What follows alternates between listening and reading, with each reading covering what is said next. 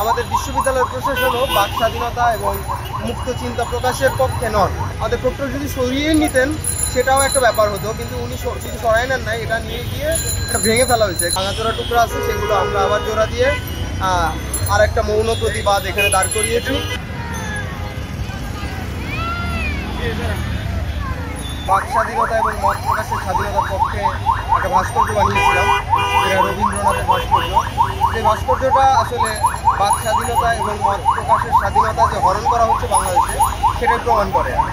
তো এরপরে আমরা যেটা দেখলাম, একদিন পরে আমাদের বিশ্ববিদ্যালয়ের প্রক্টর ভাস্কর্যটা সরিয়ে নিলেন এবং তাতে করে এটাই প্রমাণ হয় যে আমাদের বিশ্ববিদ্যালয়ের প্রশাসনও বাক স্বাধীনতা এবং মুক্ত চিন্তা প্রকাশের পক্ষে নন, এবং তারা এই যে ভাস্কর্যের প্রতিবাদ, সেই প্রতিবাদকেও তারা সমর্থন করেন না।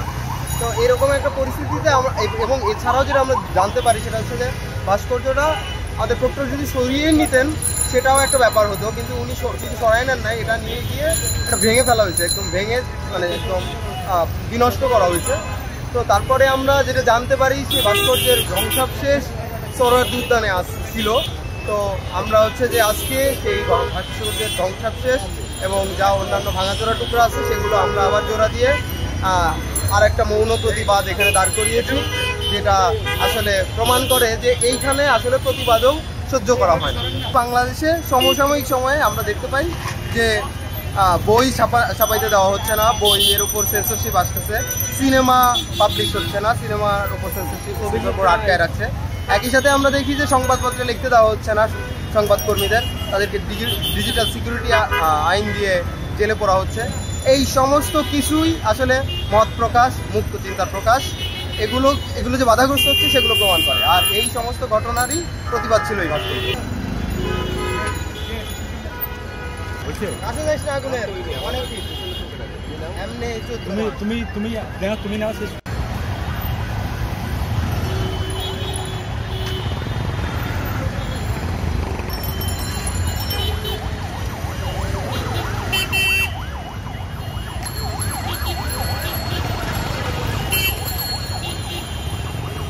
সংবাদ, ফিচার ও অনুষ্ঠানের জন্য ভিজিট করুন সংবাদ প্রকাশের ওয়েবসাইট এবং যুক্ত থাকুন ফেসবুক পেজ ও ইউটিউব চ্যানেলের সঙ্গে।